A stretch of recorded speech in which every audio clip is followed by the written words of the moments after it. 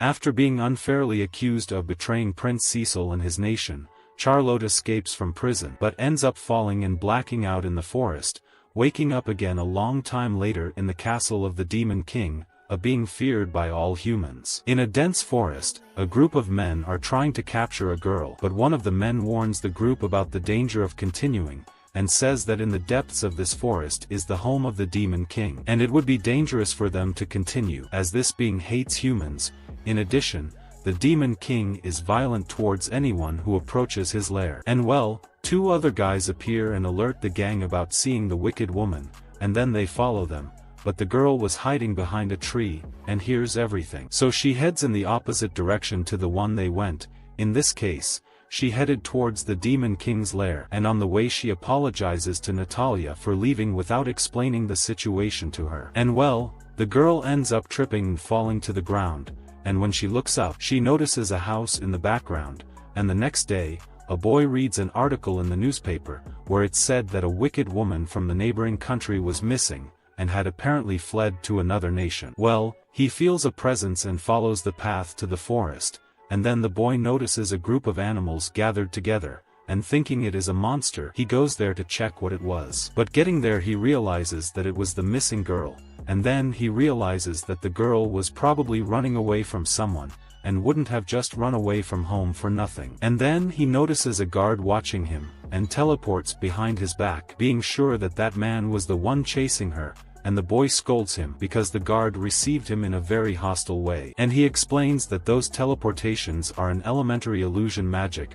Well, when looking at the soldier's coat of arms, he notices that they are from the kingdom of Neras, and then the boy questions why warriors of such a high class are there. But the man doesn't respond at all, and the other soldiers surround him too. So he orders the boy to hand over the woman, and explains that she is a great criminal who brought disgrace to their nation. And the boy wonders if they are talking about the girl on his lap. So the man says that if he hands her over to them, the soldiers won't hurt him. However, if he shows resistance, he states that they will show no mercy. Then the boy says that his answer is no, and one of the soldiers tries to attack him from behind, but he dodges, and says that those men are very suspicious, and on the other hand the girl is thin as a skeleton, and that's why reason. The boy explains that he sides with the girl in this story. Then the leader of the gang says that the boy won't be able to use his hands, and tells everyone to take the opportunity to attack together. But he uses ice binding magic, causing the men to be arrested. The leader is surprised by the fact that he made a non-verbal spell, and after the boy reveals his true face,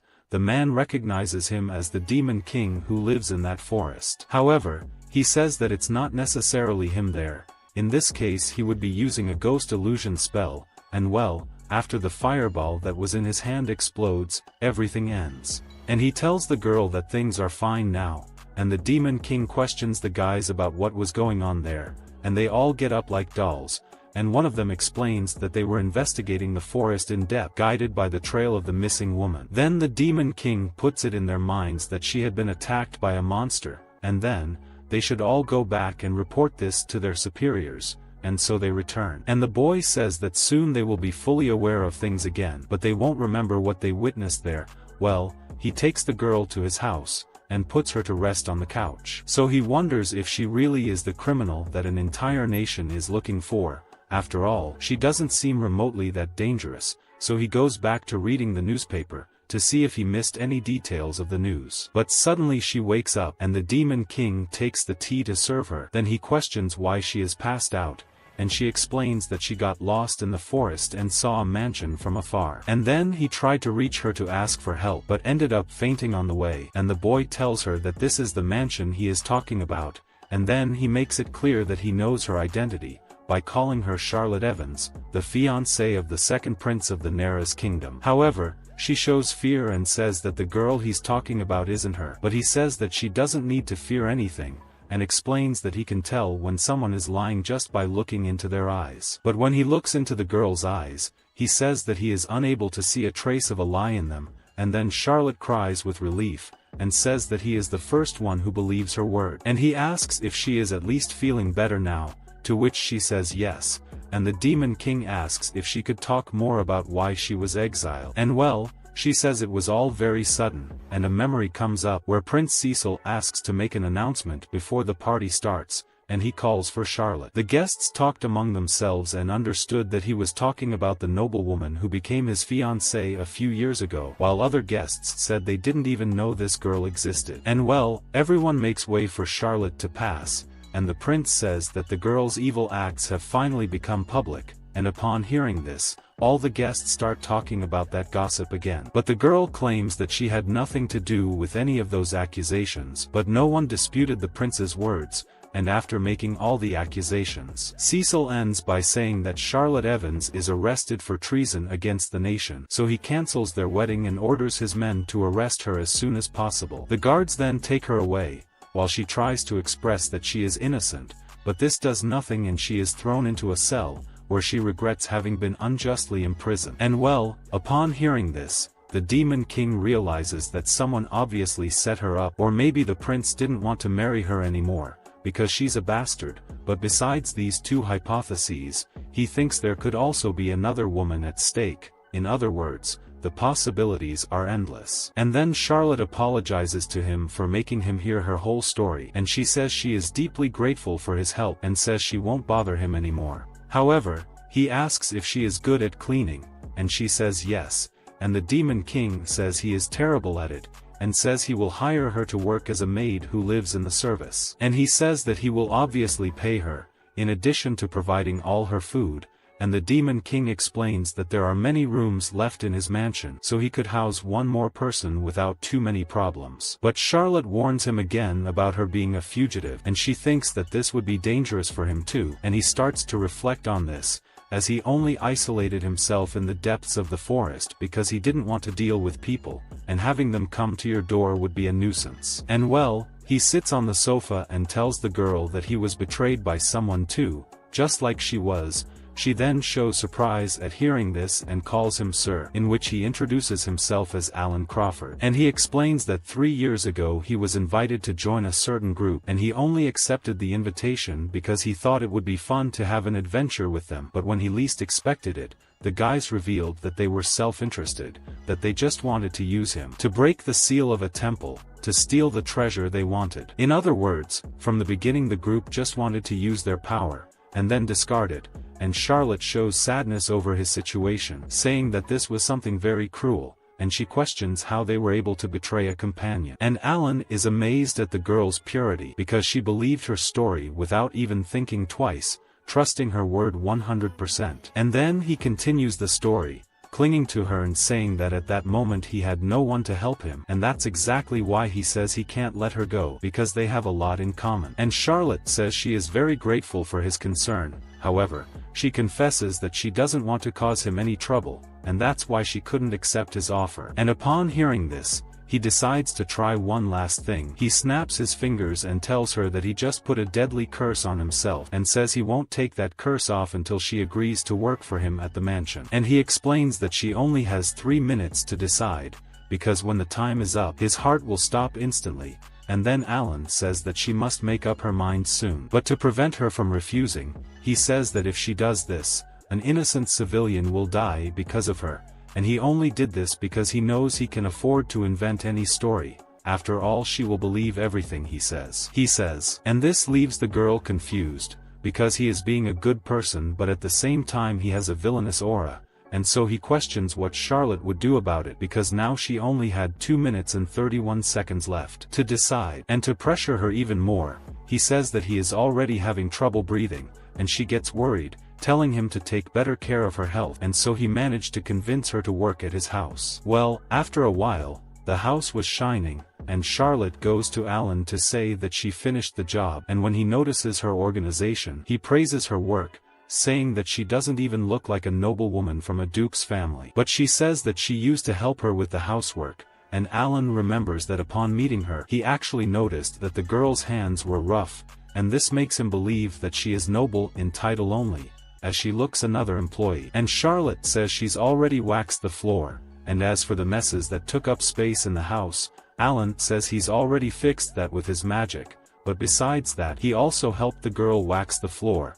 which is why she questions him if in fact Alan needs her there. And he says yes, because in general he doesn't remember to clean anything when he's alone, and well, she asks him to give her one more task, but he says she can feel free to do whatever she wants until the end. Dinner time, as there is nothing else to be done. And then she asks if he doesn't think she would be able to rob the house, but he says no, after all there isn't that much money there, and with that he leaves, saying that she could read in the library or work in the garden. And she goes after him, but he says he needs to work now, and asks Charlotte not to disturb him, and when she leaves, in his mind Alan feels like he can't ignore someone with problems, but still, he continues to be terrible at socialize. And for him, the girl is only in his house now because she feels indebted to him. But Alan thinks that soon Charlotte will get tired of him and leave, and he says that at the right time he will perhaps leave a considerable amount of money in an easy place. But for now, Alan returns to dedicating himself to one of his few hobbies,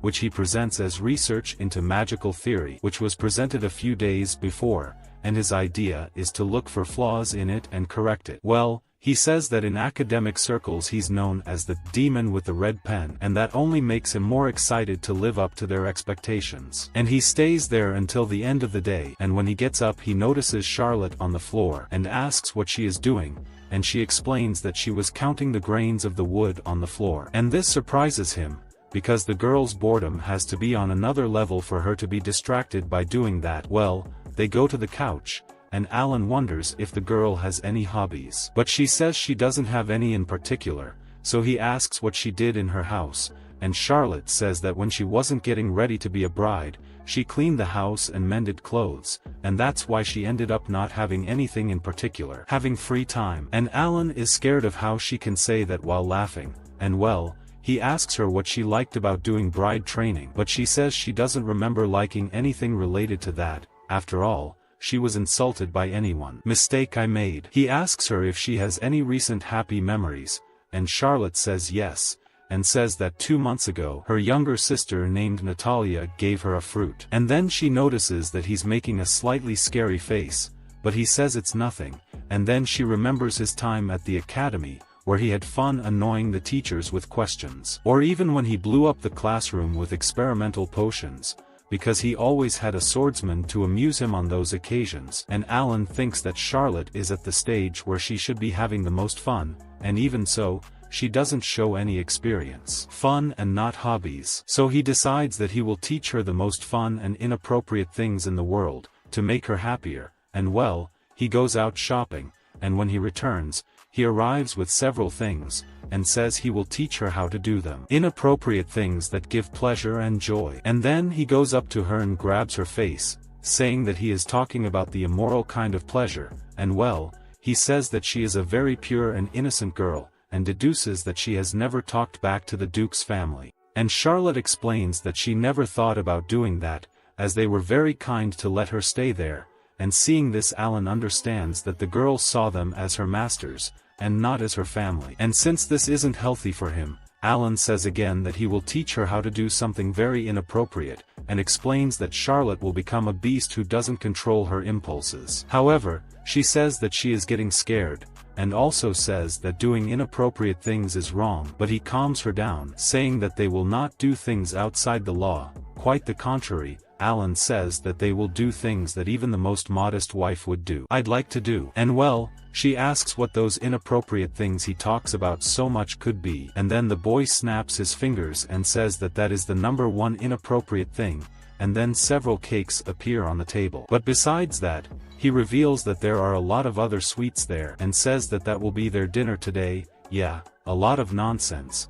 Well, he takes a bottle of beer and turns it over in his mouth, but Charlotte stops him, warns that he must have dinner first, because eating nonsense like that is an unbalanced diet, and after hearing a sensible answer like that, he becomes even more eager to corrupt it, and he questions whether the Duke's family fed it properly. After all, for Alan, she was treated as an equal only in public, because in reality she was like a servant to the family, and so to cheer her up he gives the best piece of cake from the bakery to the girl. But even though it was a delicious cake, Charlotte resists the temptation, saying that the right thing to do is to eat sweets after dinner, so Alan asks her if she doesn't feel sorry for the baker who made it. After all, she would be belittling his work. Furthermore, he says that he is her boss now, so the girl should obey his orders, to which Alan says that her job for today is to eat as many sweets as she wants. But she continues saying that that's crazy, but he says that if she doesn't obey, he will use the deadly curse on himself again, and this makes her afraid, as the girl had already said that he should take better care of his health. And so Charlotte decides to obey, and says that she will eat the cake with great gratitude, but first the girl asks her to choose his sweets first, as she will keep the ones that are left. However, he says he doesn't like sweets, so she questions whether he would have bought all that just for her, and Alan says yes, and then Charlotte questions why he did all that for her. And he responds that he just wanted to make her happy, and asks if she doesn't like sweets either, but the girl says that's not it and goes back to eating. Alan asks her what she thought of the cake, and she responds emotionally that she liked it. And that's when he notices the girl crying, so she explains that she's touched that someone is being so kind to her. After all, Charlotte isn't used to that, and she asks if someone like her has the right to feel so much happiness. Then Alan wipes her tears, saying that it still wasn't happiness, and he says that he will show her every pleasure that exists in that world, without the slightest mercy. And he explains that he will give her even more sweets, in addition to taking her to different places around the world, so that Charlotte can have fun until she gets tired, and be able to say that she is the happiest person in the world. And she again questions why he is being kind to her, given that they have just met, but he says that he doesn't know either. However, he is doing his best to make her happy, since he set out to do so. And Charlotte says she won't be able to repay all that favor, but he says he doesn't need to, and explains that anything she can think of is being forced to join him in his hobby. She says that he is kind, but a little strange too, and well, he gives Charlotte another 2 pieces of cake, but she says she can't take it anymore, and asks if he won't eat it. And although he doesn't like sweets, Alan says he will eat it with her, so as not to waste it, and then the girl says it will be even more enjoyable to eat the cake with him. Well, Alan puts a piece of cake in her mouth, and in his thoughts he reinforces the idea that he is not a good socializing guy, but still, he decides that he will make an effort, and deep in the forest, his eyes shine red from an unknown creature, which appears to want something with the Demon King. Well, as night falls, Alan thinks about how Charlotte was a stranger to him until yesterday, and he remembers again the inappropriate things they did together, and Alan is amazed at the fact that girl got so excited about simple cakes. He then remembers that the girl mentioned that she would eat the cakes little by little, as he was keeping them preserved with magic, but for him that was still not enough to make her happy, and Alan says to himself that he needs to provide even more experiences that the girl never had. He thinks a little and then decides what the next inappropriate thing he will teach Charlotte to do will be, and then the day dawns, and after Alan wakes up he goes back to talking about the many plans he had the night before, and that made up for him spending the whole morning thinking about it. Well, he takes out his notebook where he wrote down several inappropriate things to be done, and states that he will certainly be able to make Charlotte happy with all those ideas he compiled. And then Alan starts laughing evilly, until he realizes that he only listed things in his notebook that he would like to do, and this forces him to think of other plans. And when he leaves his office,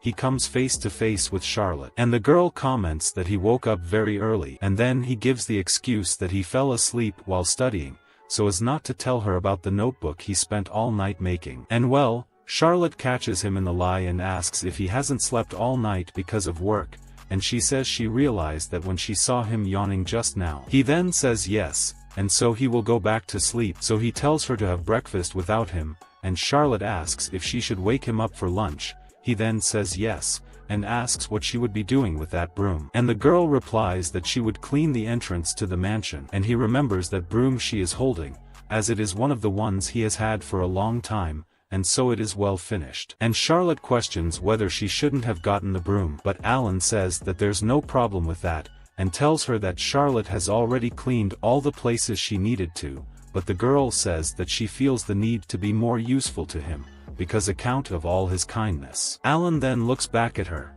and sees a very committed girl showing a genuine desire to help, and so he decides to let her clean the entrance too, but he tells her that he can take it easy on cleaning the next day, to make up for that extra work. However, she says that she is already used to this routine, and then Alan realizes that the girl had this daily cleaning routine in her family, and he doesn't understand anything. After all, the family was noble, and possibly they had numerous servants. In this, he feels that the reason for them forcing her to clean the house was not at all pleasant, and he understands that the girl was treated as something lower than a servant. Furthermore, she was exiled from her nation, accused of a crime that did not commit. Well, while he sits there reflecting on all this, the girl says that she will clean the front of the castle with the utmost caution so as not to disturb him from sleeping. And in this, he notices that the girl never talks bad about others or shows an ounce of resentment about the family she was with, and she never said bad things about her ex-fiancé who set her up,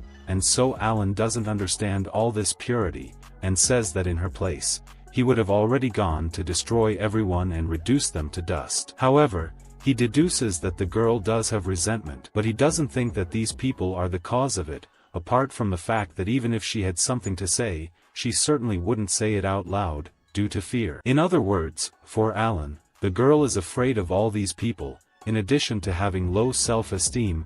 Well, while he was thinking about this, Alan is able to hear another girl's voice, and then he runs to the door to see who it is. And then he stands in front of Charlotte, and explains that she is his new employee, and says that she is a little shy, but the girl throws herself at her, saying that she is happy to meet her. And he says that their motto is to be fast, safe and super cute.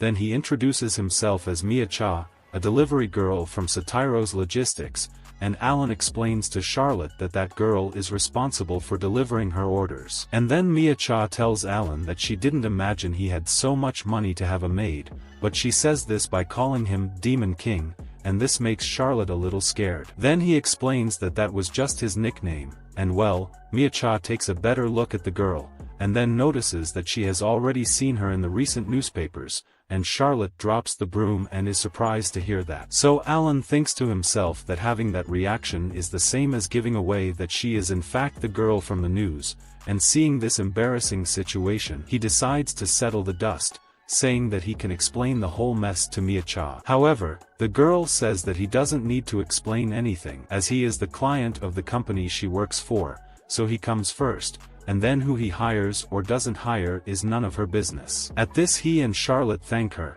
and Mia-cha says that the Kingdom of Neras are not even in her company's service area, so Alan asks how she would act if they were consuming her company's services. And the girl says she doesn't know, but by the look on her face, Alan thanks God that they aren't the girl's customers either, and after she delivers his order, he asks her to take another package. And Charlotte questions what that was, so he explains that they are potions that he sends to the city's magic store, and Alan asks Mia-cha to be careful not to break the bottles, and she says she will take due care, especially because her potion is excellent, making the demand for her product very high. And Charlotte comments that she didn't know that Alan worked selling potions. Well, Mia-cha questions why he doesn't go and live in the city. After all, he would make more money there with his products, but he says there are a lot of people in the city. And Mia-cha tells him that Alan should go out and enjoy life more, as he is still young. But he turns around with a friendless face and says that it was none of her business. And then the girl almost drops the bottles in fear,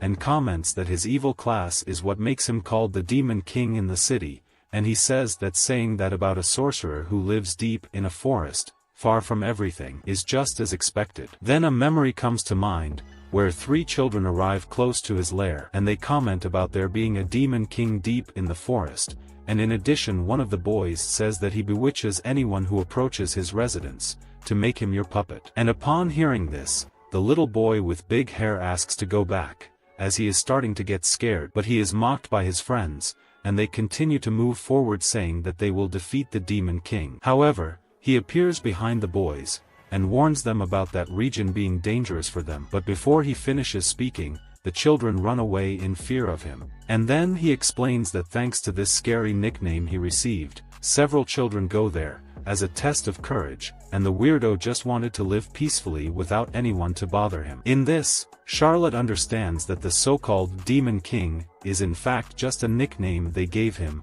and Alan says yes, and makes it clear that he is just a simple sorcerer. And Miacha says that although Alan doesn't like people, he can't abandon someone when he needs help, so she calls him Mr. Good Antisocial, and suggests that he look for a hobby, or a life goal. Then Alan looks at her again with his wicked look and tells her to take charge of her life again, but he interrupts the banter and asks if her company also handles mail order purchases. And she says yes, and explains that her company sells daily necessities too, but if he wants something specific, Miacha says she can get him anything. And then she gives him the catalogs, and Alan feels satisfied with her good service. He then reads one of the catalogs and hands it to Charlotte, saying that what he bought last day supplies the basics of everyday life. And then he asks her to make a list of products she wants, as he will make the order. So she makes her list, and thanks Alan, saying that one day she will repay all the favor he is doing for her. However, he says that he doesn't need it, but Charlotte says that that is already abuse.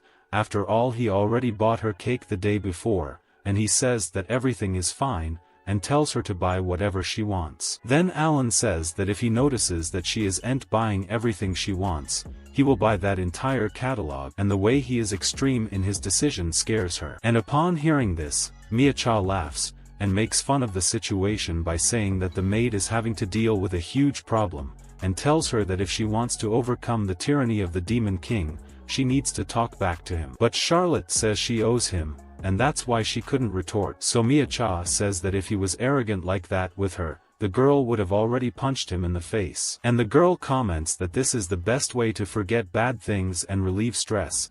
And then Alan asks her if she thinks that is a good way to talk to a loyal customer. And well, he holds the girl's hand, and starts to punish her. Then it comes to his mind what would be the next inappropriate thing he would teach Charlotte. And then on another day, Miacha appears with the orders that Charlotte asked for, and affectionately calls her Latte. And then Alan stops and thinks about it, and understands that Miacha is probably already attached to Charlotte, and in addition to the girl's order, she also brought what he asked for. He then opens the box and says that the product is of quality. However, when Charlotte goes there to look at what it was, he closes the box quickly, and Miacha questions what the Demon King plans to do with it, and he says he will use it. But the girl doesn't understand his answer, as he's a sedentary guy. So he explains that it wasn't for him, it was actually a gift for Charlotte. Then Miacha says that the girl is more athletic than she imagined, but she is afraid to find out what that product would be. So he asks her to prepare. After all, he thought of something that she will definitely love. And when he shows the equipment, it was a punching bag, and Charlotte asks why she should use that, and Alan says that the punching bag will be used to do something inappropriate that day. And Miacha asks why he's doing all that posing to talk, and also asks if that inappropriate thing would be part of a fetish of his. He then doesn't react, and Miacha calls him terrible, because he's planning to do things with a very pure and innocent girl. However, he says he wouldn't do anything she was thinking, and so he puts the glove on Charlotte's hand and tells her to punch the boxing bag with all her strength, to de-stress. And then the girl notices that in the center of the bag there is an image of her ex-fiancé, but she lowers her head, as if she doesn't feel like doing that, and Alan says that she shouldn't accept everything. On the contrary, he says that the right thing is for him to be angry. And she keeps questioning this, so he completes his explanation, saying that sometimes we should be calm, but there are occasions when we should let go, otherwise there will come a time when we will fall apart. And he explains that the emotions we ignore do not disappear from our minds, they continue to exist somewhere in our hearts, until at a certain point these emotions overflow and destroy us. And in his mind Alan strongly wishes that Charlotte wouldn't go through this, and well, he tells her that anyone would hesitate if someone told them to hit something. However, doing so will soon become an addiction. And upon hearing this, Miacha wonders why he said that with that crazy face. Well, Charlotte tells him that she can't do that, because she doesn't feel angry. Then Alan tells her that when looking for that photo of the prince, he looked through several newspapers, and he ended up discovering that she was treated like a villain in the kingdom of Neras, and he says he was angry about that, because they took everything from her and trampled on her dignity. In addition, they prohibited her from staying in her own country. So by saying all this, he questions why she doesn't have anger. And Charlotte explains that maybe the prince had a good reason for doing this,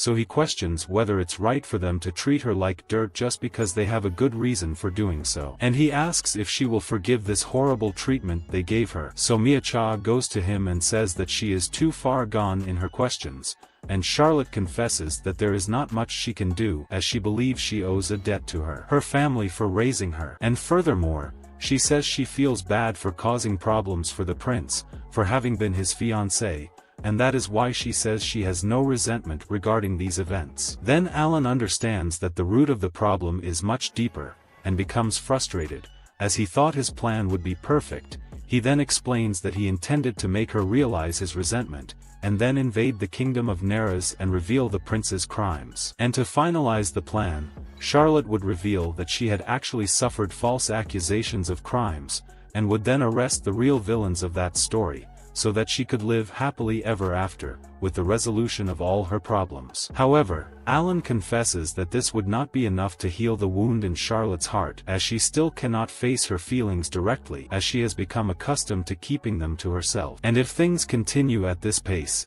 even if the prince is arrested, she will still feel guilty about it. Well, Mia-cha goes to Alan, and recognizes that she is keeping too much in the lives of her clients, but she asks him to leave that history aside for a bit. And he says he partly agrees with Mia-cha. After all, Charlotte's pain is too deep to be ignored, and for him, it wouldn't be a good idea to wait for time to heal that wound alone. And well, he goes to the girl, and says that instead of hitting a sandbag now she would have to hit him. But that's when she gets really confused, and he wonders if she heard him right. And then he tells her to hit him again, and Charlotte explains that she clearly heard what he had said, and Mia-cha comments that she didn't imagine Alan was into that kind of thing. But he asks her not to misunderstand him, as that was another one of the inappropriate things he says so much, and he asks the girl to hit him again, and she is reluctant again, as he has already done a lot for her. Then he snaps his fingers, activating one of his magics, which makes her hit him involuntarily, and this leaves her completely terrified,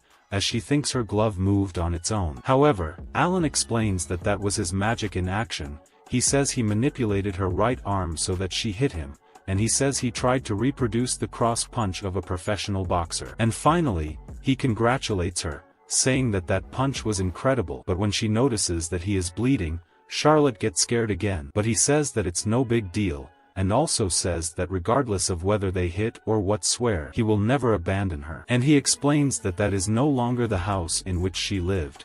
There she could say and feel whatever she wants, because now Charlotte is free from any ties. She then scolds him, because Alan made her punch him in the face just to say that. And he says that he really did it with that intention, and explains that he had to go hard, to make her understand his message once and for all. But Charlotte confronts him again, saying that that didn't justify him doing something so extreme. And when he sees this, he notices that the girl is capable of getting angry when she wants to, and he tells her that a silly injury like that can be healed quickly. And then he heals himself in front of her, and says that there is nothing that cannot be undone, and therefore, she could live without any fear. But even though he is 100% healed, she sticks to the fact that he is hurt at a certain point. So she asks him to never do anything like that again, and he understands the girl's concern, and promises not to do that kind of thing again. Well, Charlotte says that she has always lived in fear of countless things, and wonders if things have changed, so Alan says yes, now she no longer needs to be afraid of anything. In this, the girl states that she will make an effort to do this, but makes it clear that she may not be able to control all her fears immediately, so she says that she will start by speaking her mind without fear. But Alan tells her that she doesn't need to rush, as he guarantees that he will be by her side regardless of how long it takes, and in his mind the Demon King realizes that the outcome of that was different from his initial plan. However, Charlotte will still be able to start over and face her fears, with him by her side, to help her in the process, and well, he apologizes to Mia-cha, because he made him hand over the boxing bag for nothing. After all, it will still take a while for them to start to use it. But she says that it's no problem, and says that she will be very happy if he continues using the services of Satiro's logistics. He then says that he already intended to do that, and asks why she said that. And then Mia-cha explains that soon they will need different products, such as a double bed and baby accessories. He then wonders why he would need this type of product, and well, outside a girl appears coming from the forest, saying that he found who he was looking for. The morning of the next day, Alan offers tea and coffee to Charlotte, and asks what drink the girl wants to have, to which she replies that she will have the same as him. And then he says that he will take a super special nutritional potion which induces the person to vomit, and then he asks her again if Charlotte really wants to take the same as him, and when faced with something disgusting like that, she decides to stay with the tea itself. And well, Alan tells her that he already told her to be more honest in her decisions, but the girl explains that that was just the choice of a drink, so it wouldn't be so important to her. But he says that before the girl wasn't even capable of making a simple choice like that, and Charlotte remembers that since the family agreed to take care of her, the first decision she made on her own was to run away from them. And in this Alan says that she is evolving, as choosing her drink was her second decision made on her own, and he tells her that if Charlotte wants to do or try something, just let her know. And well, a girl appears out of nowhere coming through the window, and Alan questions her how she found him, and she explains that the pollen in his letter delivered the area he was living in, and then she went around asking if the people knew a strange sorcerer, until they ended up finding him. And Alan says that she's still full of energy to spend on useless things, so Charlotte asks him who that girl is, and then she goes to Charlotte and says that she's the one who should be asking that. However, she presents herself as a magical engineering apprentice, and her name would be Iruka Crawford, and in addition, she is also Alan's younger sister, and he explains to Charlotte that Iruka is his adopted sister, and says that she lost his parents when he was very young. In this case, the Crawfords would have adopted him, and Iruka would be the daughter of that family, so Charlotte apologizes, and says she didn't want to meddle in his private matters, but he says he doesn't mind. However, Iruka interrupts him and says that on her part there is discomfort, yes, and asks if Charlotte is his girlfriend, to which they both say at the same time no, and Alan explains that Charlotte would certainly be disgusted if they thought she was dating a strange sorcerer like he. And for her sake, he says he will deny that statement with all his strength, but she says she would never think something like that of him, and well, Iruka agrees with her brother that that wouldn't be a good thing to think of her, and so she asks again what relationship they two have. And Alan explains that she is Charlotte Evans, a criminal who fled the neighboring nation, and so she tries to stop him from continuing, but he says that there is no point in hiding her identity, after all his sister would end up discovering it at some point. So he thinks the best thing is to be direct and tell Iruka straight away. The girl understands and allows him to continue, and Alan goes back to telling her how he found her, and finally, Iruka understands her situation, and discovers that Charlotte was exiled from his country for a crime he didn't even commit. And she also learns that since then her brother has sheltered her in his house, and teaches the girl several inappropriate things, and upon discovering this, she says that she always thought her brother was a bit of an idiot, but after understanding the whole matter, she has I'm sure he's a complete idiot. However, Alan doesn't understand why his sister said that, and she explains that instead of him feeding Charlotte and making her hit him, Alan should teach her inappropriate things that girls actually like. And upon hearing this, Charlotte is surprised, as she didn't expect this to be the problem that Iruka had detected, so she takes Charlotte's hands and laments, saying that her life must have been difficult these last few days. And well, she worries again about what Iruka was thinking about her, and questions whether she really finds her suspicious, but Iruka says that her brother trusts her, so everything is fine.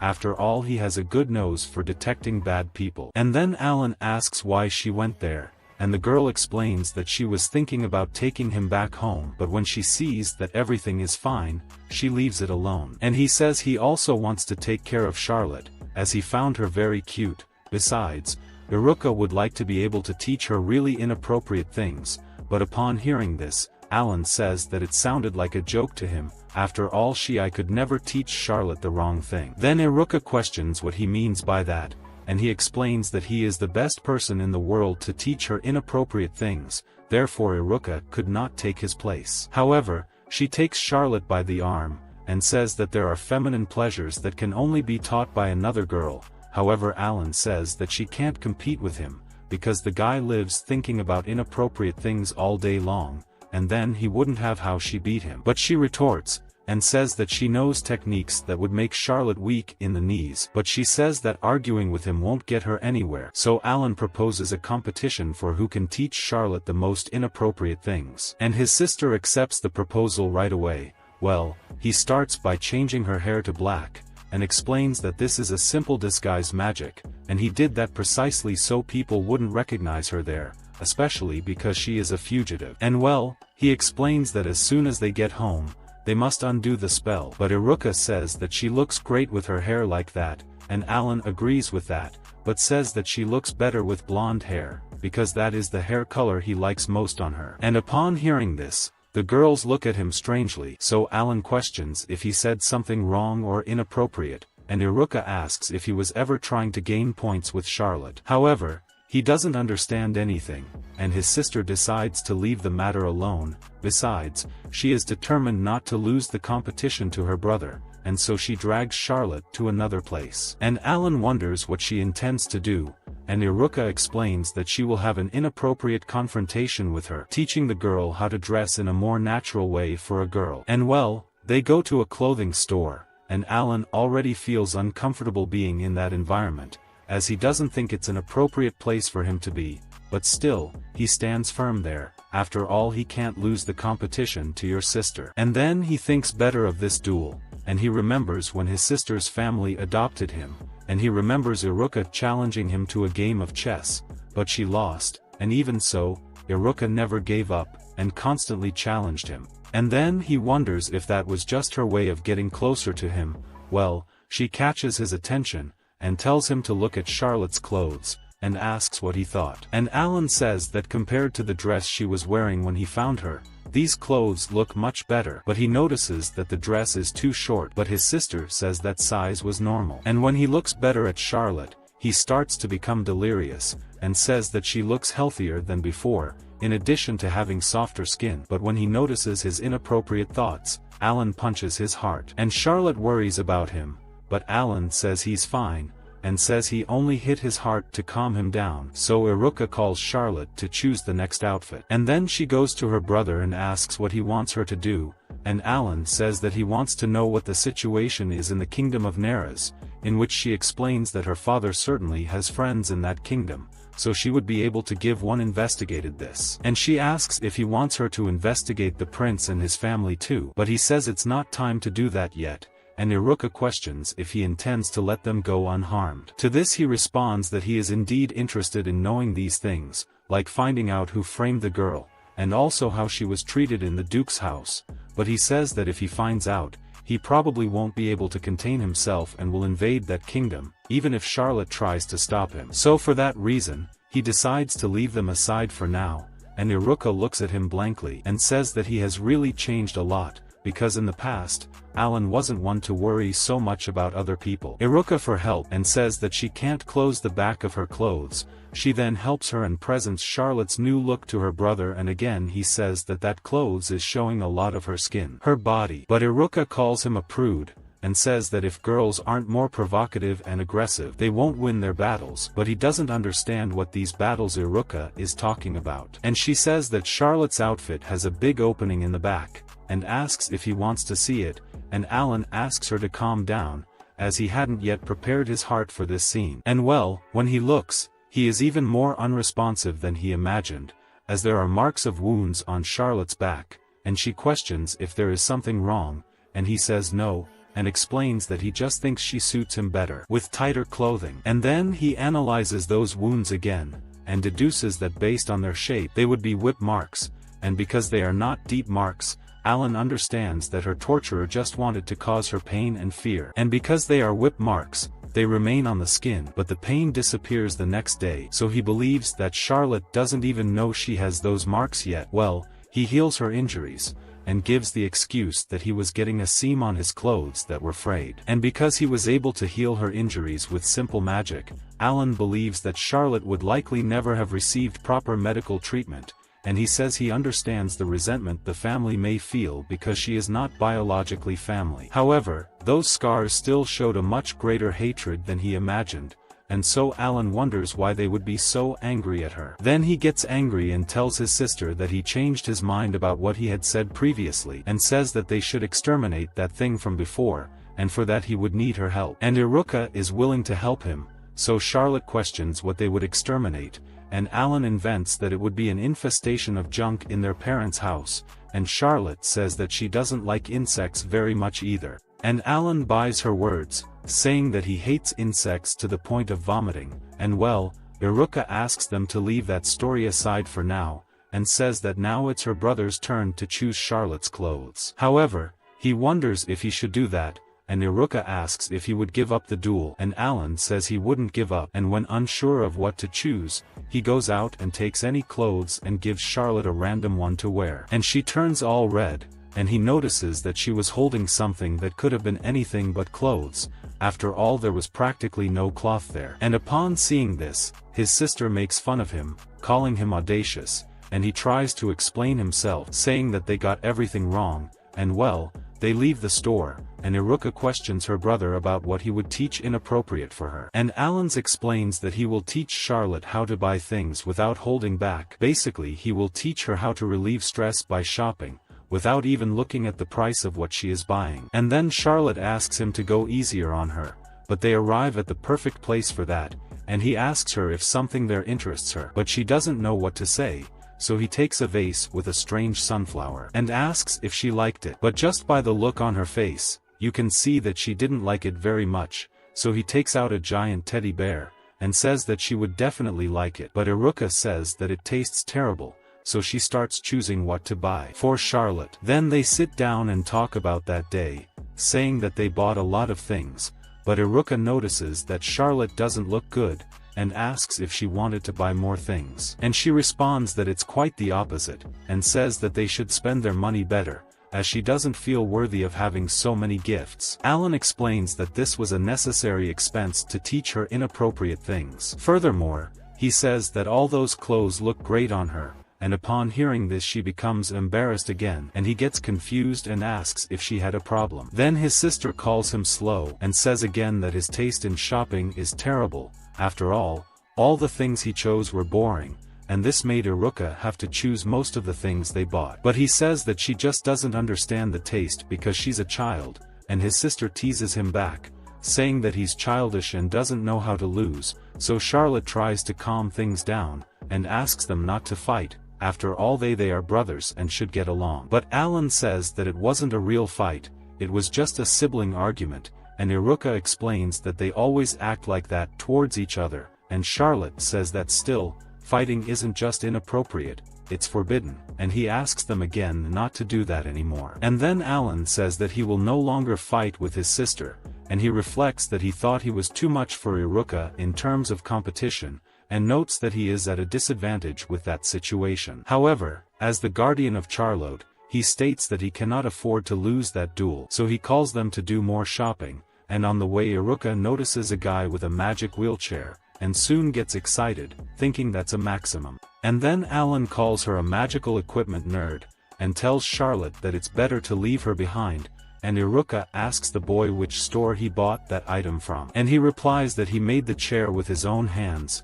Well, when they arrive at another store, Charlotte asks if Alan would be looking for any accessories, and he says that something there caught his attention, so he takes one of the accessories and she says it matched her eyes. And when it's time to pay, Alan gives the attendant a gold coin, says he doesn't need the change, and explains that it is his personal rule to pay the appropriate price for a job well done. And then he puts the accessory on Charlotte, and says it's not a big deal, but she responds that it's the accessory that made her happiest, and upon hearing that, her heart starts to speed up, and Alan finds it strange, because he hadn't even placed the deadly curse on his body, and he was already feeling these strange symptoms. Well, two grown men appear, and one of them bumps into Charlotte, and complains about her being in his way, telling her to watch where she's going, and explains that they are from the Gankutsu group. Alan says that he doesn't know their group and says that it would be good if they could resolve that problem peacefully, but they both understand that as arrogance on his part. And then Alan understands that those guys would only learn their lesson if they were punished, but then he remembers that Charlotte forbade him to fight,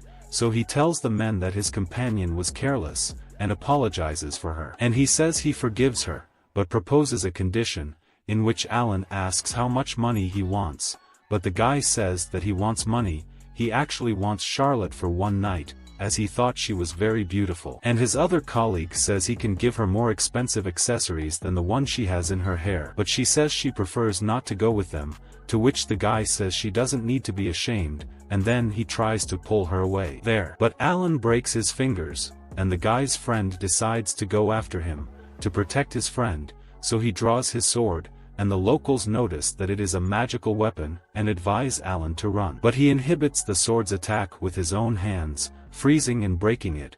Then he hits the grown man with a blow to the face, and says that if he dares to touch his beloved Charlotte, he would have his hand crushed into 1,000 pieces. And upon seeing that scene, the people around him praise him, saying that he did great, and Alan thanks him for all the applause, but then remembers that he had promised he wouldn't fight, and apologizes to Charlotte, saying that he probably left her scared. And she says that she really doesn't think it's right to use violence, but she understands that Alan was just trying to help her, and says that she would never be afraid of him, in which he feels relieved, and remembers what he thought as soon as he met her in this case. He showed fear that Charlotte would get tired of him and leave him. And now he's feeling relieved to know that she doesn't hate him, and so he wonders if his sister was talking about this kind of change that he's had, and well, he tells her that he's addicted to teaching her inappropriate things. And on the other side, Iruka confesses that she lost the duel of the lesson on inappropriate things. After all, if the subject is love and romance, only her brother can teach that to Charlotte.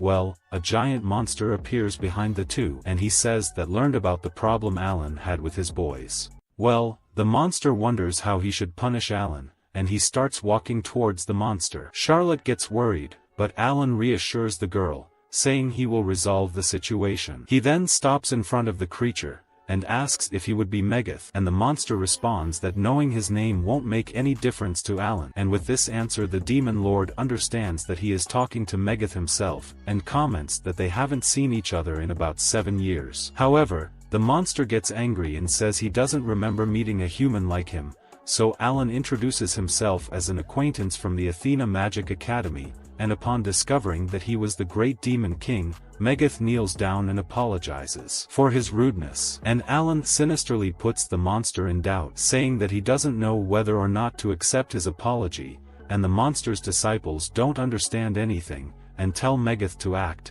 After all, in their heads, Alan would be a weakling for the boss from them. However, the monster tells them both to shut up so as not to provoke the demon lord's wrath even more, and then Charlotte questions what is happening there, and Iruka explains that their father is the director of the largest magic academy in the country, and says that her brother graduated from that academy at the age of 12, making him the youngest graduate in the history of the academy institution. And after that, he even became a teacher. And upon hearing all this, Charlotte is amazed, and finally understands why Megath was so scared, and the creature again begs Alan's forgiveness, and says that he had no intention of do any harmful evil to him. Well, Charlotte hears the monster calling Alan Great Demon King and is confused about it, and Iruka explains that that was his nickname, and Alan says that no one has called him that in a long time, and it sounded nostalgic to her. He asks Megath to raise his head as he didn't bother him, but Alan puts on a sinister expression again, and says that his subordinates bothered someone he likes very much. But when it comes to describing what Charlotte would be like for him, Alan gets stuck, and doesn't know what to say, as several adjectives cross his mind, and he says that she is a precious woman to him. Well, the next day the girls notice Alan sulking, and Iruka asks him what's going on, so he questions when they got so close, and Iruka begins to understand better what's going on, and suggests that something happened involving him and Charlotte. And this leaves Alan amazed, but his sister says that nothing worries him as much as Charlotte, and that's why it was easy to find out what was going on, and Miacha asks if they had fought, but Alan says no, because if that was the problem would be easier to solve. Well, he remembers the girl refusing his payment for working at the mansion, and Alan explains to Charlotte that it's been a month since she's been working at her house, so it's about time she got paid,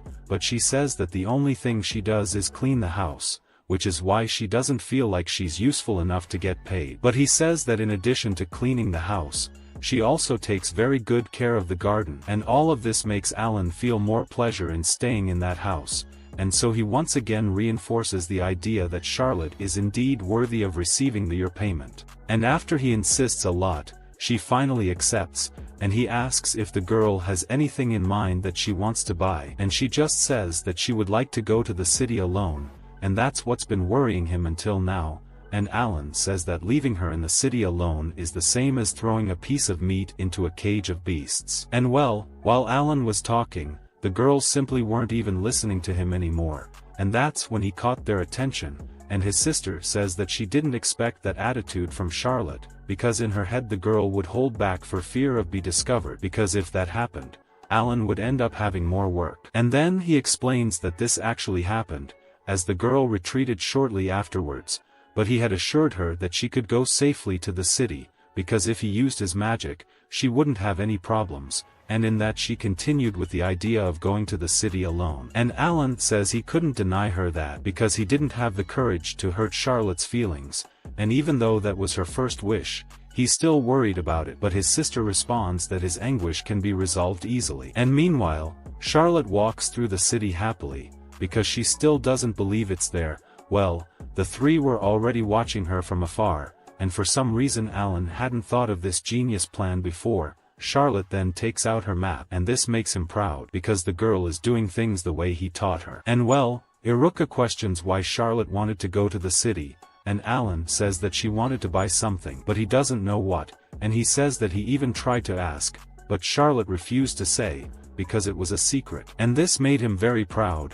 After all, if she already has secrets, it is a sign that she is maturing and shaping her own personality, and he wants her to continue like this, being more assertive and causing even more problems for him. And upon hearing this, Iruka feels repulsed by her brother's thoughts, and meanwhile, Charlotte looks at the map with a strange look on her face, and Alan asks if the girls also noticed something strange about the girl. And Iruka suggests that she might have taken the wrong path, and he says that would be a big problem. And Miacha says that things could get dangerous for her. And then Alan questions her about what Miacha is talking about. And she explains that if Charlotte continues going in the direction she is going, she will end up entering the Mirror District, a not very safe place. And she explains that that district is controlled by a group called the Serpent Fang, whose leader is a man called Groth, which uses a snake. Iruka asks her brother what they should do, and suggests that she go to Charlotte and pretend that she saw her by coincidence, but Alan refuses to do that, as the girl is finally having her first adventure alone, so you don't want to pour a load of cold water on her head. And well, he remembers that he has an appointment at that moment, and says that he will leave that problem for them to resolve as they see fit, and after that, Miacha says that Charlotte is actually going to the dangerous place, and Iruka wonders which way map the girl would be following. Well, Miacha says that if she continues straight and turns left, she will finally come face to face with the Mirrored District, and in fact that is what the girl does, when she is surprised by Groth and his gang, and they both worry, as they should intervene in the situation as soon as possible. But when they were about to act, the men start to celebrate the girl's arrival there, and appear to be already waiting for her, and Groth thanks her for coming so far just to visit the district, and upon seeing this, Iruka asks what is happening, but Miacha had no idea either. Then Alan appears behind her, and her sister asks where he was, and he replies that he went to the district before her and gave the men some correction, telling them to be kind to Charlotte when she arrived, and then they understand why they are all hurt. Well, Charlotte also notices their injuries, and takes 2 magic potions from her bag and says that they could use them. Groth cries emotionally and thanks the girl for her kindness, and everyone around kneels to bow to her. And then the district leader promises that he will change his lifestyle from that day on, and his subordinates jump in and say he will do the same. But when Charlotte sees that scene, she tells everyone to get up. And meanwhile, Alan stays hidden and watches, and is surprised at how Charlotte manages to gain people's trust so easily. Well, Groth changes the subject, and asks her what her relationship is with the Great Demon King, and Charlotte is surprised to find out that they also know Alan. However, the subordinates say that they only know a part of him, in this case, the punitive part. But before they could say anything, the Demon King forbids them, saying that if they open their mouths they will see him. Well, Iruka comments that the men were very well threatened. But Alan explains that he just showed them what his magic can do, and meanwhile, Charlotte tries to describe her relationship with the Demon King, and explains that when they met, she no longer had a home to return to, and even with all this, she says that the Demon King was kind to her, offering the girl a house and a job. And taking all this into consideration, she says that he sounds like her master, and upon hearing this, Alan says that this definition seems very immoral and obscene, and well, they question whether Charlotte is being deceived or threatened by him in some way, form. And Groth says that just thinking about her with the Demon King, he already feels that there is something criminal in this relationship, and although Alan is furious about this, he says that men are right to think so. After all, he is a capable Demon King to scare even criminals. As for Charlotte, she is a goddess who is kind to anyone. He comes to the conclusion that the girl is too good to be by his side, but the girl tells them that Alan is a very kind person, and says that there must be a misunderstanding there, so they are incredulous at how the Demon King could be a good person. And Charlotte says that in addition to that, he also teaches her inappropriate things, and when they hear the girl say that, they all gasp in shock, and Charlotte continues talking, and tells about a time when they did inappropriate things all night. And the girl describes the experience as something shameful to do, but says it was a really fun night. Even the other girls wanted to know what the two of them had done, and Alan explains that they spent the night playing video games and eating snacks, and he also says he will ban Charlotte from saying these things in public. And well, she says goodbye to everyone, and Alan sighs with relief, saying that things are working out for now. But the girls comment that Charlotte is getting deeper into the district, and explain that there are even more dangerous groups there. But Alan says that they don't need to worry about anything. After all, he is there, and if necessary Alan will take control of the entire district, just to protect Charlotte, and he explains that the Puppet Mafia is an easy group to defeat. After all, he just needs to pay attention to the fingers of whoever is controlling the puppet. Furthermore, he would also be able to pass through the lobby without too many problems.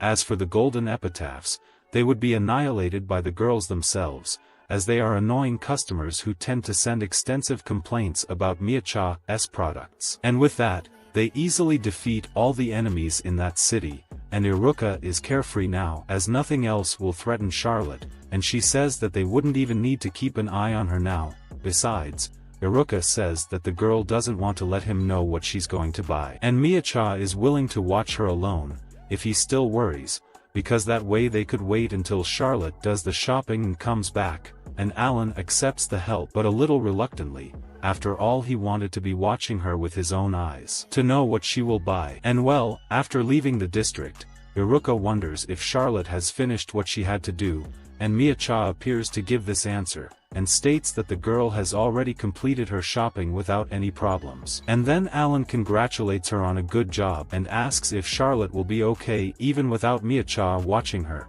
and she says yes, and explains that the girl met an acquaintance there. Well, Alan gets in her ear and asks what Charlotte bought it. But Miacha says she didn't see what it was, as she felt it would be rude to do so. And while they talk, Iruka notices Charlotte returning, and with her comes another girl, and Alan recognizes her as the owner of the accessory store of hair. And she says he's really incredible, but when he hears this he gets confused, because he doesn't know what she's talking about, and Charlotte explains that the whole city was talking about him, saying that the Demon King left the streets but safe. After all, he ended all those delinquent adventurers who only caused problems for everyone. And by finishing them, the Demon King would have helped the entire local population. Iruka says that he helped everyone without even realizing it, and the store owner says that she went to him to thank him on behalf of the entire city. But in his head, Alan only did all that for Charlotte's well-being, and he says he didn't imagine that other people would thank him for that. And well, he says that the girl doesn't need to thank him for that, and explains that he just did it, what he did, for personal reasons. And in that she says that he is an interesting guy, and also says that Charlotte is lucky to have him as her boyfriend.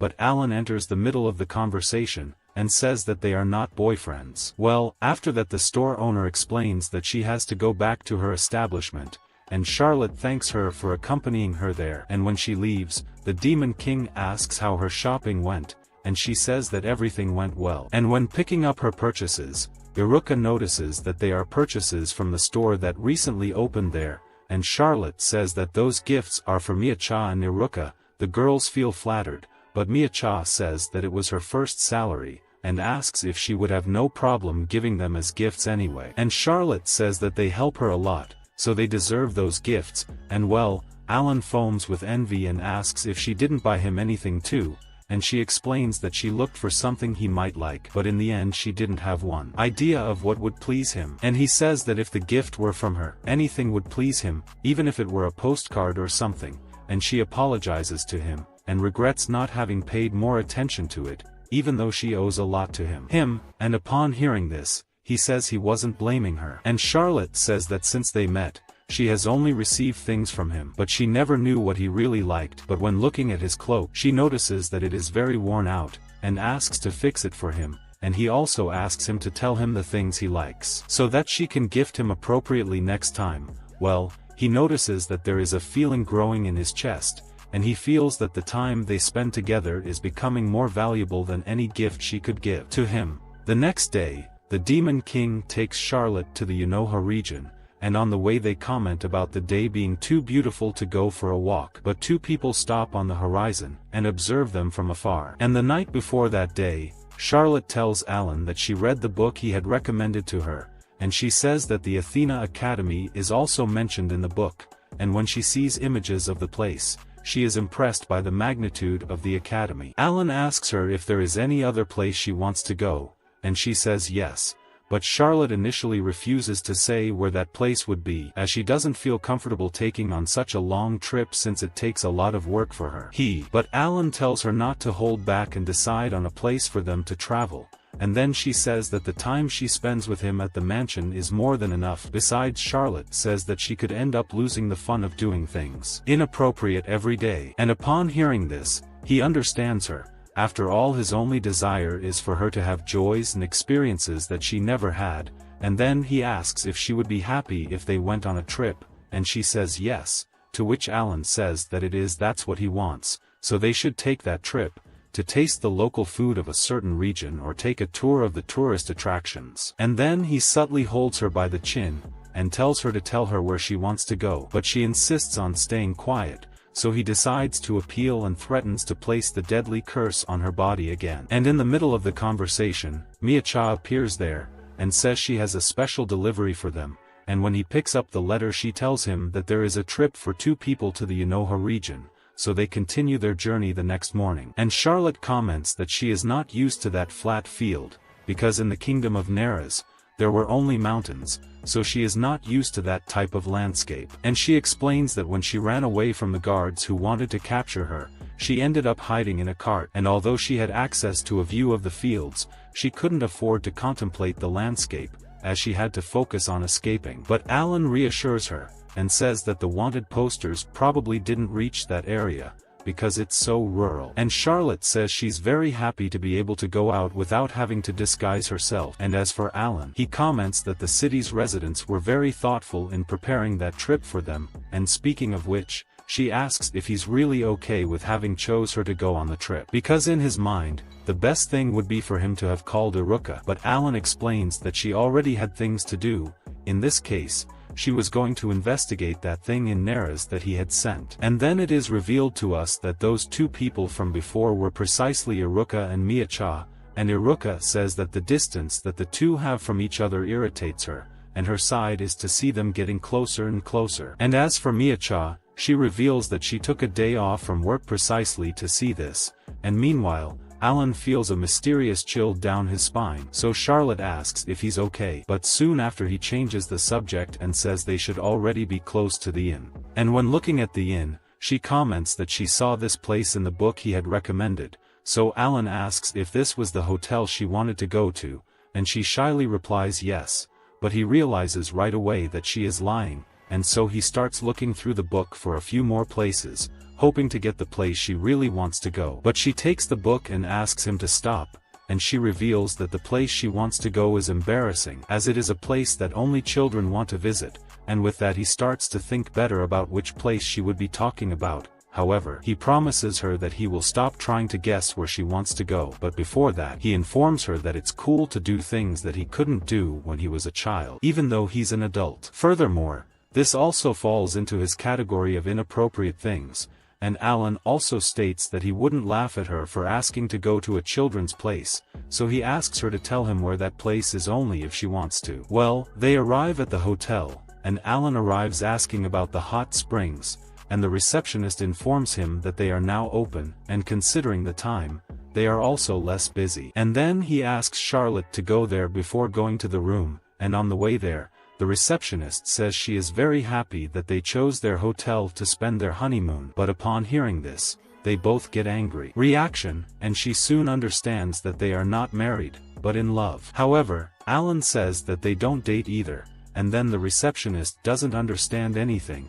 After all, the package they bought was for couples, and he realizes that he was tricked by Miya-cha. And the two stay in the corner just watching the chaos, and as for Iruka, she is anxious to find out what her brother will do in that situation, and the receptionist explains that if they are not happy with the plan, she can change it. However, she states that this is the most expensive plan in the hotel, so she is sure that his partner will like it, and Alan confirms that they will stay with the married plan. And then she offers them a couple's drink, and Iruka is excited to see her brother sharing the drink with Charlotte in a cute and sweet moment, but he just downs the drink alone, to avoid experiencing this embarrassment. And then the receptionist takes them to the hot springs area, and Alan feels like this is the time for him to get in the water and relax, to forget this weird feeling he feels in his chest. But the receptionist breaks her legs, as she reveals that their bathing area is for men and women, and therefore they must wear swimwear, so she takes Charlotte to choose a bikini. And meanwhile, Alan goes to the hot springs,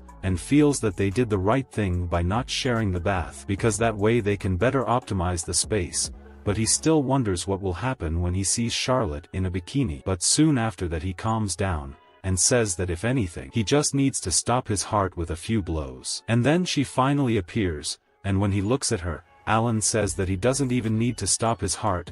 After all, it already stopped on its own. But Charlotte feels that those clothes didn't suit her very well. However, Alan says that she looks great in that bikini, so he changes the subject and invites her to have fun at the hotel's attractions, until the end of the afternoon, and they enjoy the sunset in one of the hot springs. And meanwhile, Iruka stays behind them, begging them to do the inappropriate acts. After all, for her this is the main dish of this trip, and Charlotte comments that going to a hot spring is a very good experience. But Alan says that this isn't the only way to enjoy a hot spring, and so the receptionist brings him the ice cream he ordered, and Alan explains that eating ice cream there is something inappropriate exclusive to hot springs. And to improve the game, he uses ice magic on the ice cream, to prevent it from melting due to the heat from the source, and upon seeing this, Iruka is disappointed, as she thought they were going to do something even more inappropriate. And then a young man goes to the Demon King and asks him to put that same spell on his brother's ice cream, so Alan takes advantage of the fact that he's in a good mood and decides to put that spell on everyone's ice cream. And after that, the receptionist thanks the Demon King because thanks to his spell, ice cream sales have tripled. And then she asks if they already have somewhere in mind to go the next day, because if they are still in doubt, she will proposes to make their experience more special. Then Alan asks her for a recommendation for somewhere, and the receptionist starts giving several tips on places, and says that they can observe Fenris. But upon hearing this, Charlotte is unsure what that would be. And Alan explains that they are noble and peaceful creatures, but the receptionist informs him that this is the worst time for them to go there, as they are in time to raise their young, so they don't come down from the mountains. However, she recommends that they go to Yunoha's magical zoo, and upon hearing this, Charlotte accidentally lets it slip that she really likes zoos, and so they go to the bedroom, but when they get there, they find the bed decorated with a couple's theme. And meanwhile, Iruka is on the wall listening to everything, and he states that because they are sleeping in the same bed, there is no way nothing will happen. But Alan just tells them to sleep, and he remembers that this is a bed for dreaming made by the demon of dreams. And as for Charlotte, she apologizes for putting him through that, but Alan says he's also interested in sleeping in that bed, and as they try to sleep, Charlotte comments about it being difficult to fall asleep in that circumstance. And Alan asks if she had already thought about what she would dream, and she replies that she will dream about her mother, so he decides to use a hypnosis spell to make her sleep quickly, and when he finds himself looking at her a lot, Alan uses a hypnosis spell on him too, and ends up putting even his stalkers to sleep. And the next day Charlotte reports that she managed to dream about her mother, and says that she talked a lot about him to her, and meanwhile, the receptionist catches Iruka and Miyacha lying on the ground, and on top of a hill, a being asks if Alan will really be able to protect Charlotte Evans. And the next day, Alan takes her to the Unoha Magical Zoo, just as she wanted, and she wonders if not it would be a problem for him to fulfill his selfish request, and he says it's okay. And then Charlotte says she wants to go to the area where she can pet the animals because when she was younger, she always wanted to go to a place like that, so he hurries for them to go enjoy the zoo, and Alan says she can ask whatever he wants, and he will buy it. But she refuses to abuse his goodwill, and then Alan threatens again to put a curse on himself, so she takes 2 animal tiaras, and asks them to wear them together, and meanwhile, a group of animals gather to begin a decisive battle. And upon arriving at the area that Charlotte wanted to go, Alan notices that there is also a hell capybara, a fierce magical beast, and that they are capable of destroying a mountain when they are hungry. But one of the girls who work there says that he can rest assured that at the moment the creatures are resting deep in the forests. And as for Charlotte, she continues to see the cute animals and is enchanted by them, and Alan reminds her that she hasn't even petted the animals yet. Besides, he says he doesn't see anything special in magical creatures. And then she goes to the animals to pet them, and Alan goes to the animals and communicates by speaking the language of magical creatures, and he explains that his companion really likes them, so Alan asks them to come and play with her, and in return he will buy whatever food they want. Then the animals go after her along with the other magical creatures, and after leaving there, the animals are still in love with her, and are jealous of seeing Alan next to their lady. And then he remembers that he has seen other magical creatures in love with Charlotte, and he tells her that in this world there are various types of magic and special abilities, and some of them are innate talents. And Charlotte asks if this explains why he is so good with magic, and he confirms that yes, and as for her, he informs her that perhaps Charlotte has the talent to be a tamer of magical creatures. After all, she was able to enchant them without much effort. And then he wonders if this also explains the fact that the city's delinquents were enchanted by her, as the most talented tamers can tame and control high-level beasts like Fenris. However, he has never seen a human being tamed with these skills. And then the girl from before goes to them and asks if they were tamed by magical creatures, and Alan asks if something happened, so she takes them to another location, and a man recognizes Alan as Crawford's son, and says he is the director of that magic zoo. And he reveals that he needs their help with a Fenrir that apparently was shot by a hunter, and he informs them that because it's the first Fenrir they've caught, no one on the team knows how to communicate with it, and that's why they can't use it. Healing magic on the animal. And when Alan tries to talk to the Fenrir, he gets angry and shows that he doesn't feel like talking, and the director says that no tamer on his team is up to dealing with a Fenrir, and to make matters worse, the girl returns, and says that the animal's mother is going there. And upon hearing this, everyone is terrified as they had used magic to erase the cub's tracks.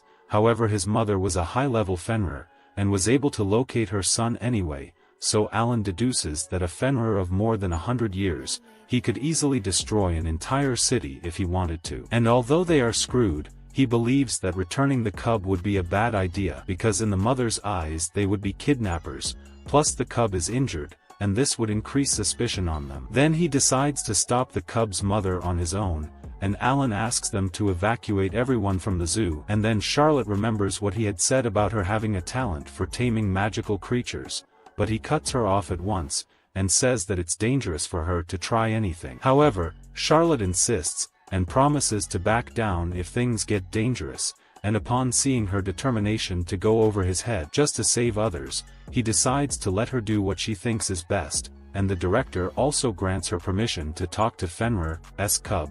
After all, they no longer have any other alternatives. And meanwhile, his sister and Mia-cha are warned about Fenrir's arrival there, and soon after Alan appears behind them, and reveals that he was already aware that the two were following them, but this ended up being convenient. And then he goes outside the zoo, and protects the entire area with the saw protective barrier, and then Alan binds the Fenris with ice binds. Then the baby's mother appears and almost swallows him, but Alan manages to escape with his defense magic, and to end the fight quickly he decides to counterattack with his magic, but a capybara from hell informs him that if he hurt Fenrir, her cub won't be able to see his mother again. And upon seeing it, Alan shows astonishment, and the creature introduces itself as Gosetsu, and says that its objective is to rescue the girl who is being forced to stay with him. So Alan questions him as to how he knows Charlotte, and he claimed that when escaping from the zoo, he ended up coming across her, but Alan showed up just in time to save her,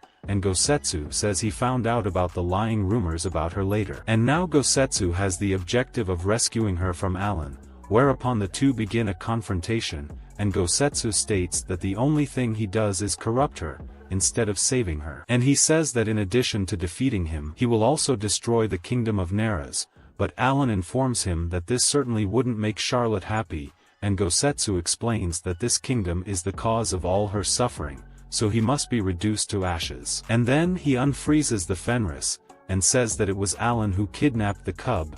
In this he understands that all those Fenrirs were distractions from the capybara from hell, and before the real fight begins, Charlotte appears there with the Fenrir and the magical creatures of the world zoo. And upon seeing the other animals, Alan asks what they are doing there too, and Charlotte explains that they were worried about her, and that's why they wanted to go too. And he asks if she understands what they are saying, and Charlotte says that she can stop and tend to some things. And this surprises him, because it took Alan half a year just to learn the basic language of magical creatures, and upon hearing what the Fenris are talking about, Charlotte discovers that someone had said that he was the poacher who injured the cub. And then Gosetsu tells Charlotte to go with him, as Alan only guides her towards the path of corruption and has no interest in avenging all the pain she suffered. In this she denies everything Gosetsu says, and claims that by his side she is happy, so Charlotte doesn't allow him to speak ill of Alan. And then Gosetsu gets angry and starts a battle against Alan to take her away, as he wants to destroy the kingdom of Neras alongside her. But Alan claims that only he has the right to be alongside her doing inappropriate things. And after throwing him away,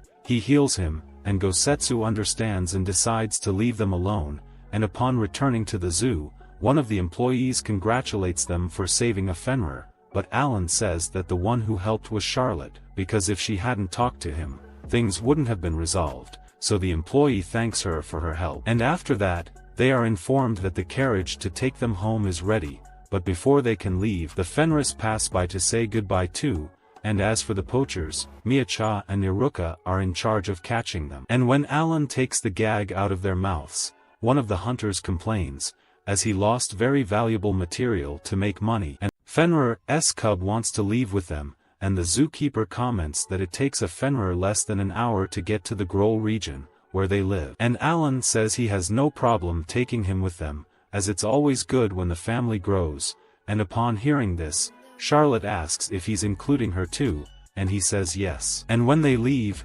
Gosetsu climbs into the carriage too, and says he wants to be Charlotte's bodyguard, to make up for the trouble he caused. And as they leave, the zookeeper waves back, and asks them to return when they're ready, on a real honeymoon. And when they get home, Charlotte nicknames Fenrir Lou, and decides to take him for a walk, and Gosetsu comments that now he will have less time to do inappropriate things with Charlotte, as he now has another member in the family. And then Alan asks how long he intends to stay there, and he explains that he is also part of the family now, but Alan states that he didn't agree with that. And then Gosetsu says that he loves the girl as much as he does, and upon hearing this, Alan blushes and says he loves her just as a member of the family. And although he is sad to have less time with her, Alan is also happy that she discovered her calling as a tamer of magical creatures. And when night falls, Charlotte says she wants to dedicate herself to her studies, to become a real tamer. In this he is willing to teach her, and throughout the days she dedicated herself and learned everything very quickly because in addition to studying with him, the girl also goes after reviewing the classes on her own. And on a certain day, Alan puts her to test what he learned, and when activating his magic on Fenrir, he jumps around and does several acrobatics, in which Alan explains that she has mastered the technique, and for him, Charlotte is the best tamer for communicate with Fenrirs. And he claims that his beloved student is truly a genius, but upon hearing this, Gosetsu comments that Alan just used that as an excuse to call her darling,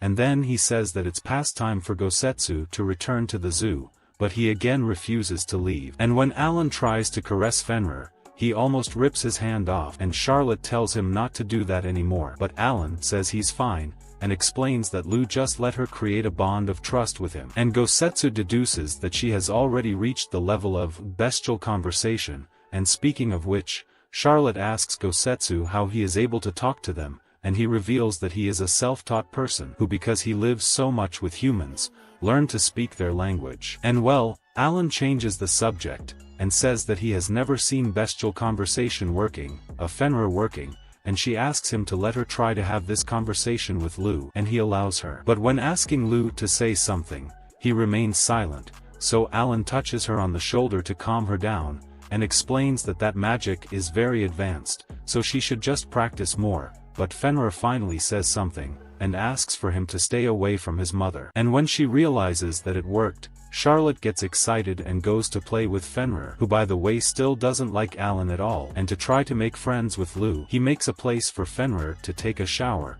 which Charlotte says for him to thank Alan. And then Gosetsu takes the opportunity to open the place first, and upon seeing this, Alan complains to him, and says that only humans and Fenrir can enter there, and soon after Lou jumps into the water too, and since Gosetsu couldn't be there, he decides to transform into a human too. And while they are having fun, Alan sits and reflects on that calm day being very good, and when looking at Charlotte, he notices that the girl has changed a lot since she got there, and that makes his heart a little faster, and then she notices something strange about him, and asks if something is wrong. And he says no, and suggests that she get out of the water for a bit, so she sits next to him, and thanks him for everything Alan has done for her, and he says that he will still teach her many inappropriate things, so that a simple pool is still nothing. After all, he could even make a lazy river pool for her. And Charlotte comments that that garden could actually have a lazy river, and then Alan explains that the garden is so big, that the previous owner barely knew what to do with it, and upon hearing this, Charlotte shows interest in knowing more about this former owner. And Alan says that he is apparently missing, in which he says that 30 years ago, a strange and antisocial elf lived there, but suddenly he ended up disappearing, and many theories arose after that, one more sinister than the other. And for him this was very good. After all, he managed to buy this mansion for a very low price, since no one wanted to live there. But when looking at Charlotte, he realizes that she is scared about something, and then she points to Gosetsu, and Alan asks what those things in the water could be, and he explains that they are mushrooms. And then a girl comes up to them and says she is the owner of the mushrooms, and then she takes them to her underground home, and introduces herself as Dorothea. And when Alan looks around, he realizes that the place seems to have been taken care of for a long time. However, he never noticed her presence before. And then she questions who they were, and Alan explains that they live in the mansion above her house. But upon hearing this, Dorothea corrects them and says that the mansion is actually hers. Then Alan recognizes her as the elf who disappeared 30 years ago, and when they return to the surface, she comments that a lot has changed there during that time, and Gosetsu notes that she is actually a dark elf, but Charlotte says she doesn't know. What is that? And then Alan explains that this is a rare type of elf that is part of the elite, and Gosetsu says that elves of this type are able to survive for more than 100 years without eating or drinking anything, as they only need to absorb the magical power in the air. At this, Alan changes his focus to another issue, and he wonders what will happen to his property rights, since the former owner was not missing, and to avoid losing the property, he asks if Dorothea would be interested in selling the property for him, and she says yes, but instead of him paying with money, she wants to ask him and Charlotte a favor, but before that she decides to talk a little about her story, and says that she used to write books of different genres, and for her literary works she was considered a writing genius. But when trying to write a novel, she had a huge creative block, and the book's deadline was already approaching, and because she felt trapped, Dorothea decided to hide in the basement for more than 30 years, and all because of her editor being a sinister guy. And upon hearing the story, everyone disdains her, but Alan decides to continue helping her, to be able to keep the mansion in her possession, and then she starts to face the two, and Alan asks what Dorothea wants them to do exactly, and she says who wants to portray them as a couple in her romance work, and so she needs them to act like a couple in love. Then, the two begin to rehearse a play as a couple, and when Charlotte throws herself into their arms, Dorothea tells them to stop, and asks them to they don't facilitate the scene with magic. And Alan explains that carrying her around like a princess makes him a little embarrassed, and so she starts to give them a hard time,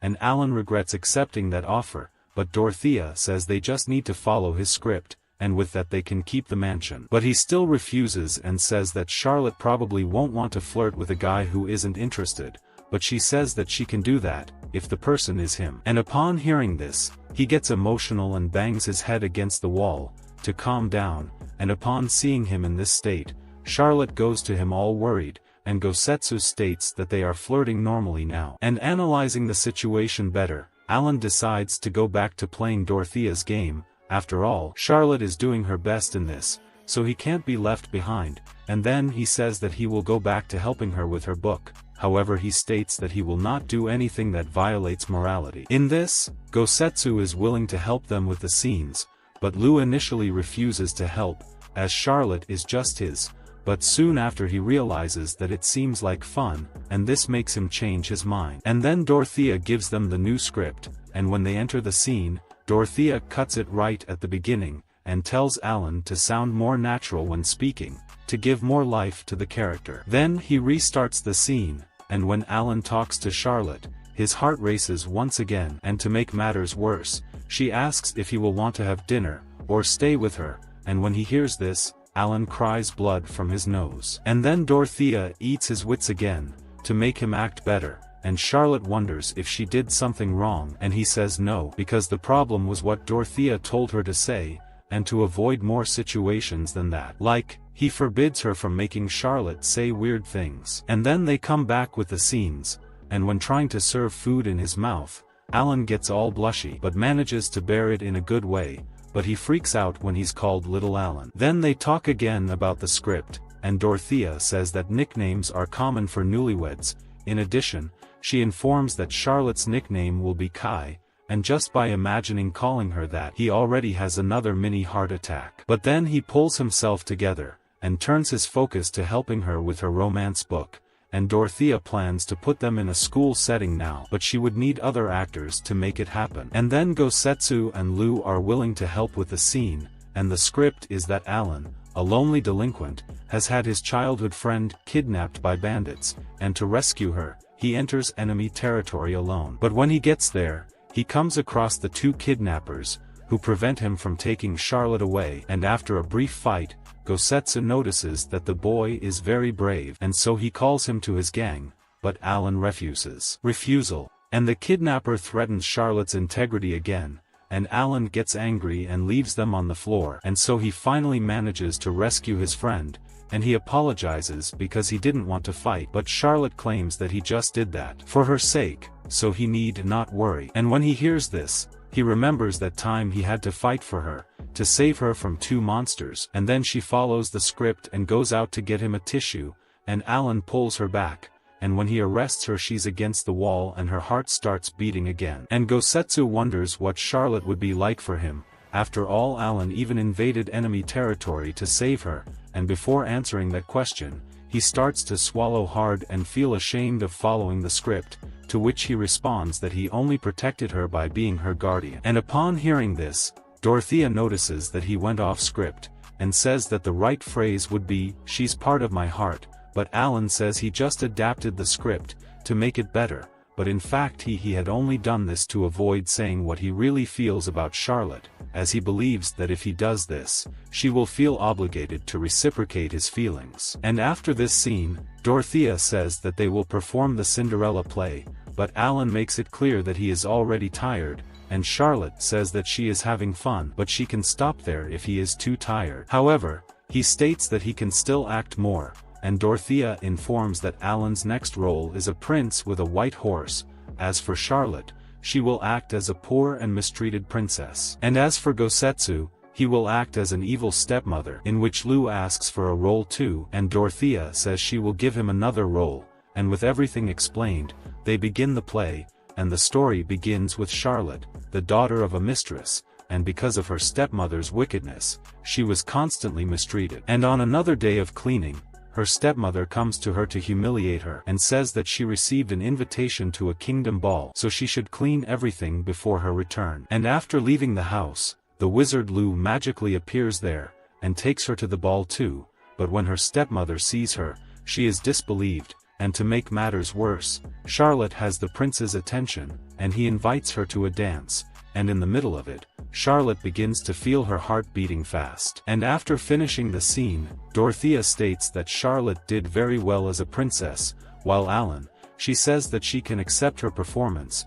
and well, Lou brings Charlotte a glass of water, so Alan asks Lou to bring 1 glass of water for him too. But as expected, he refuses, and Charlotte offers him some of her water, but he notices the mark of her mouth on the glass, and decides to let it go. And then Dorothea explains that the final scene will be with Charlotte returning to her normal life, where she will try to forget that sweet night with the prince, until he suddenly appears looking for her. And having explained everything, they are put to act once again, and Alan goes to Charlotte's house, to return a hair accessory he had lost, in which his stepmother tries to trick the prince, but he soon sees Charlotte next door, deep, and goes to her to get her. But she claims that she is not worthy of being at his side, as she is the daughter of a lover, and hated by everyone, and she believes that she will only cause problems for him, which Alan insists on, and says that he will protect her from any harm.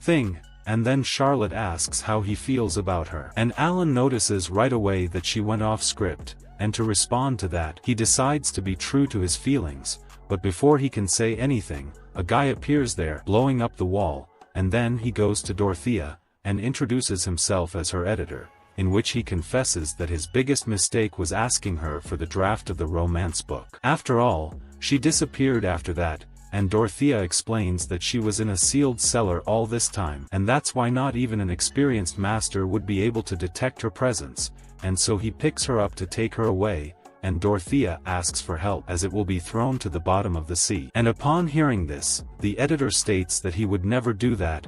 In this case, he would start throwing it into the mouth of a volcano, and after leaving the place, Charlotte asks Alan what he was going to say before all this happened.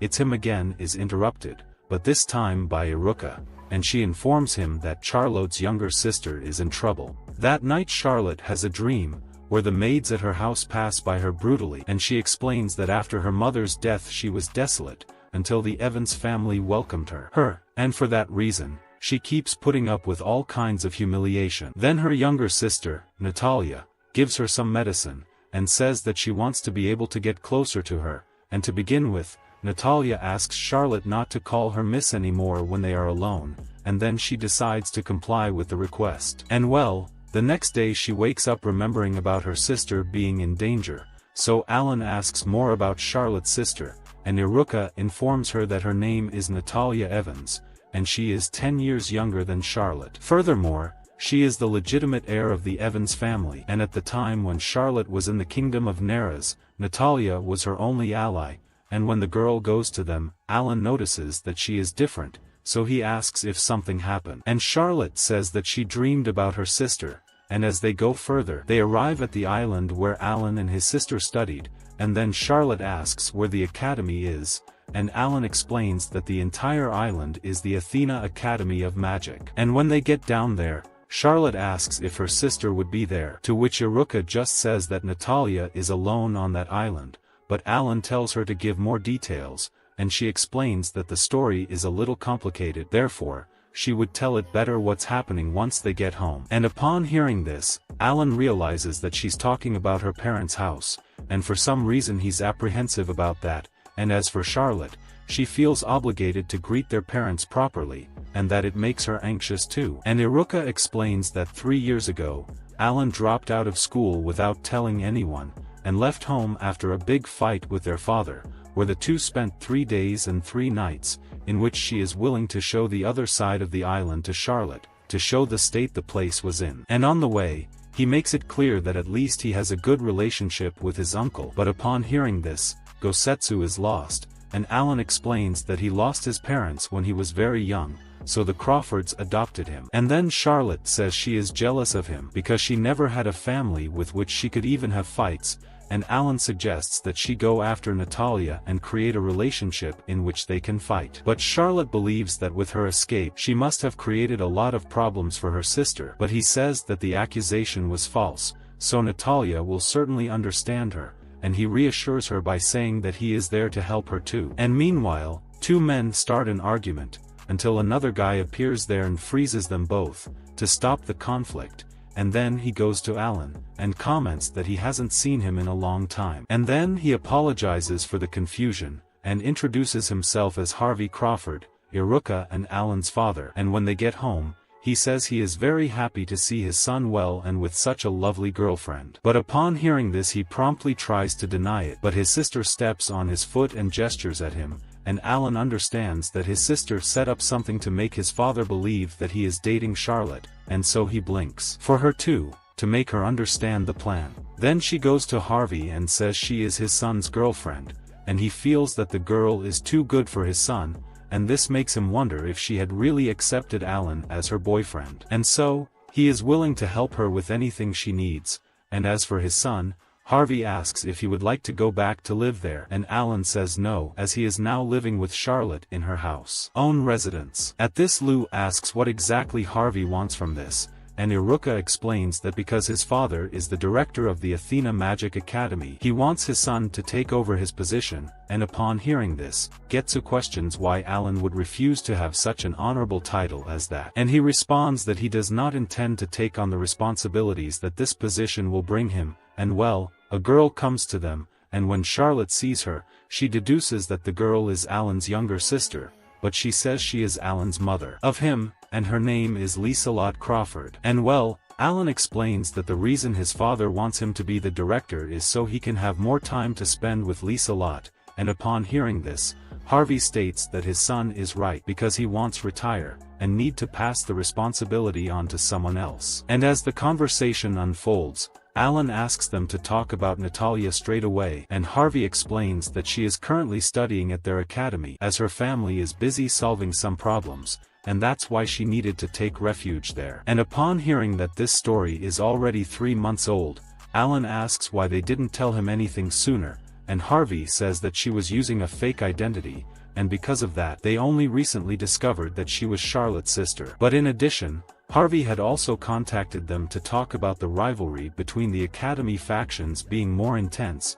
and that explains that fight from before. However, Alan is still confused and asks what this has to do with Natalia, and to facilitate his explanation, he presents the Mirror of Longing, a magical equipment capable of showing other places, and then he shows a scene of Natalia treating some members of a faction as their subordinates. And Harvey explains that since the girl arrived at the academy, her growth has been exponential, reaching the point where she reigns over all other factions at the academy. And when faced with this situation, Charlotte says that her sister has become a bad girl, so she asks what they should do, but Harvey says that Natalia is still not a bad person, and so he tells her to go back to watching the show scene. And she sees her sister giving up a lot of money, leaving everything to her henchman, just to make him feel good and help her family. And then Gosetsu asks if she did this kind of thing at their house too, and Charlotte says no, and Alan asks if his father had already reported this to her family, and he answers yes. And when analyzing Natalia's situation,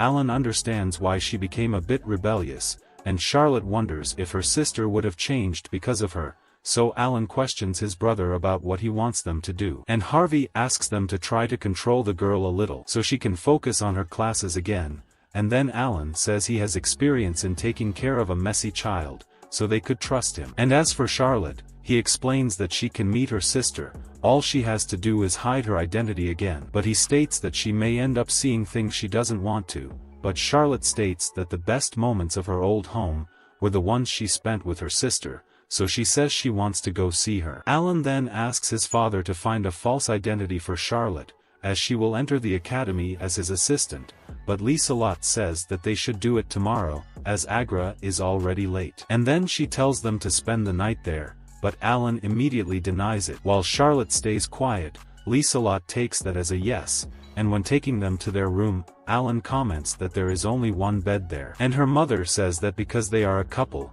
it is natural for them to sleep together, and so she leaves the two alone, and Charlotte asks them to go to sleep soon, as they will need to wake up early the next day. And this was another video on the channel. If you liked it and want more videos like this, subscribe and leave a like. See you in the next one.